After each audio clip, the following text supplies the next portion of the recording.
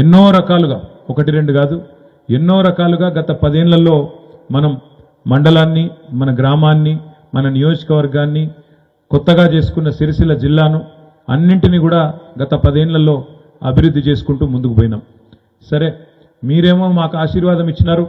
5వసారి కూడా మళ్ళీ ఓటేసి 2009 నుంచి ఇప్పటి వరకు 5వ ఎన్నికల్లో కూడా ఓటేసి కేసీఆర్ గారి నాయకత్వంలోనే తెలంగాణ ముందుకు పోవాలి అని చెప్పి మీరు ఆశీర్వాదం ఇచ్చి మీరు గెలిపించారు. కానీ మరి దురదృష్టం, ఇతర జిల్లాల్లో, ఇతర నియోజకవర్గాల్లో, మన కరీంనగర్ జిల్లాలో కూడా కొన్ని నియోజకవర్గాల్లో కాంగ్రెస్ పార్టీ యొక్క కల్లబొల్లి మాటలు నమ్మి కొంతమంది మోసపోయి మన సోదరులు సోదరిమణులు ఆ పార్టీకి ఓటేసి గెలిపించడం, తద్వారా మనకు అధికారం పోయింది. మీకు గుర్తుండాల ఎన్నెన్ని మాటలు చెప్పినరు, పెద్ద పెద్ద మాటలు, పెద్ద పెద్ద డైలాగులు. బస్సు ఫ్రీ అన్నారు, బంగారం ఫ్రీ అన్నారు, కేసీఆర్ కళ్యాణ లక్ష్మి అని చెప్పి ₹1,00,000 ఇస్తాడు, నేను మీదికెళ్ళి తులం బంగారం ఇస్తా అన్నాడు. రైతన్నలనైతే ఎన్నెన్ని మాటలు చెప్పిండో మీకు యాదకుండాలి. మీరు ఇప్పటిదాకా లోన్ తీసుకున్న వాళ్ళు ఉంటే ఉరుకున్రి బ్యాంకుకు, జల్దీ ఓన్రి, నేను డిసెంబర్ 9 నాడు సీఎం అవుతున్నా, ఉరుక్కుంటూ పోయి 2 లక్షలు తెచ్చుకోండి, ఒక్క సంతకం పెట్టి మొత్తం మాఫ్ చేస్తా పోయింది అన్నారు. కేసీఆర్ రైతు బంధు 10,000 ఇస్తుండు, నేను 15,000 ఇస్తా, 15 రోజులు ఆగుమన్నారు. ఆడబిడ్డలకైతే చెప్పిండు, నెలకు కోడలుంటే 2,500, ముసలవ్వు ఉంటే నెలకు 4,000, ముసలాయన ఉంటే ఆయనకు మరొక 4,000, ఇంట్లో ఇద్దరుంటే కూడా, అవ్వ తాత ఇద్దరుంటే కూడా కేసీఆర్ ఒకరికే ఇచ్చిండు, నేను ఇద్దరికి ఇస్తా అన్నాడు. ఇట్లా ఒకటి కాదు, రెండు కాదు, ఇక నోటికి ఎంత వస్తే అంత ఇగో చెప్పుకుంటా పోతే మేము మొన్న కూర్చొని కూడినాం. వీళ్ళు ఎన్ని చెప్పిర్రా నాయన మాటలు గినిగానం చెప్పిర్రు, ఎన్ని వెళ్ళినాయి అంటే ఇది మనం పెట్టలే పేరు. వాళ్ళు ఇచ్చిన హామీలు అన్నీ కూడితే కరెక్ట్గా ఎన్ని వెళ్ళినాయి అంటే 420 హామీలు వెళ్ళినాయి. సరిగ్గా 420 హామీలు, ఎస్సీ డిక్లరేషను, ఎస్టీ డిక్లరేషను, వాళ్ళ మేనిఫెస్టోల, రైతు డిక్లరేషన్ల, మహిళా డిక్లరేషన్ల, యూత్ డిక్లరేషన్ల అన్ని కలిపి తీస్తే ఎన్ని వెళ్ళినాయి అంటే సరిగ్గా 420 హామీలు. సరిగ్గా హామీలు ఇచ్చిండ్రు, గద్దెనెక్కిండ్రు. మనం గట్టిగా మాట్లాడినాం అనుకో, అగో 100 రోజులు కూడా కాలే, ఇప్పుడే మాట్లాడతారు, గింత గిరితమైంది మీకు, ఆగం అవుతున్నారు, మీరు 10 ఏళ్ళ అధికారం ఉన్నారు, మేము వచ్చి 100 రోజులు కాలే ఇప్పుడే తిడతారా అన్నారు. మనం తిట్టలేదు, కొట్టలేదు, మనం ఏం అనలేదు.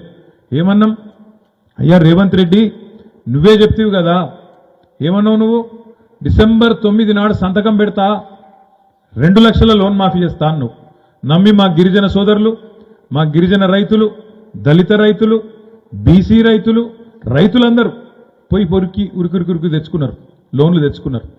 తెచ్చుకున్న పాపానికి వాళ్ళు అడుగుతున్నారు, ఇవాళ డిసెంబర్ 9 వాయే, జనవరి 9 వాయే, ఫిబ్రవరి 9 వాయే, ఈరోజు ఏమిటిది మార్చి 9, 4వ నెలలో పడ్డది.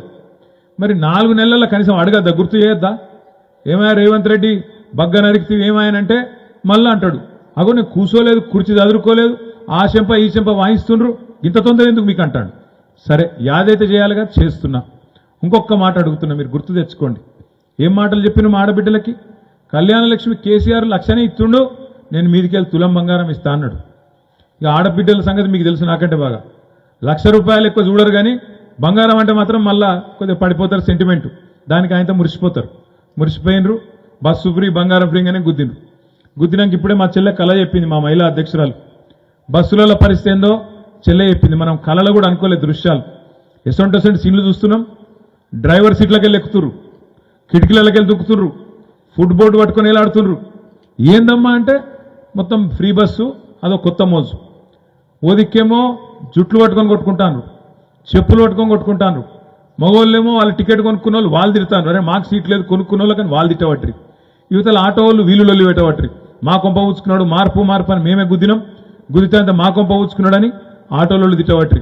అంటే ఆలోచన లేకుండా ఆగమాగం చేస్తే ఇటువంటి ఫలితాలు ఉంటాయి. ఇదొక్కటే కాదు, ముఖ్యమంత్రి గారి మాటలు వినుండ్రి, చూస్తుండ్రా టీవీలలో, పేపర్లలో ఏం మాట్లాడుతుండో.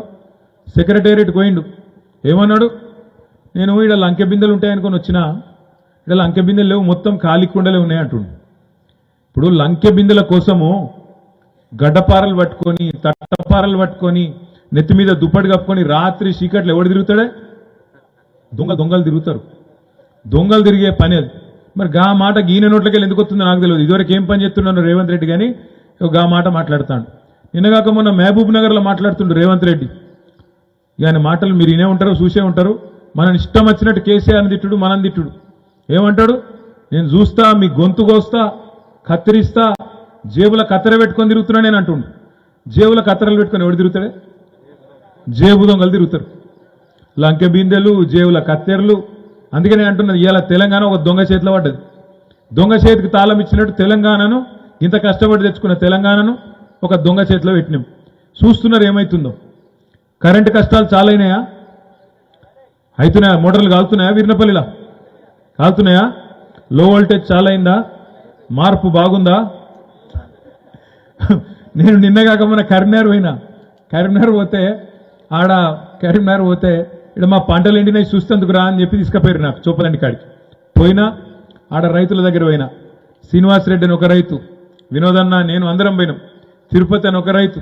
వాళ్ళందరూ వచ్చి చెప్పుకుంటాను, సారు నీళ్లు లేవు, మొత్తం నీళ్ళు ఎండకపోయినాయి, కేసీఆర్ 10 ఏళ్ళు ఉంటే ఎన్నడు ఇట్లా కాలే మాకు, ఇప్పుడు ఇట్లా అయింది.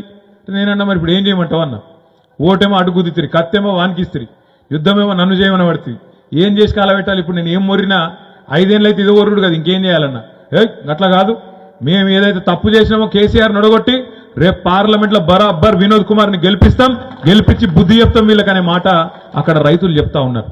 ఎక్కడ పోయిన దాన్ని గాడినే దేవులాడుకోవాలని చెప్పిండు ఆ తమ్ముడు.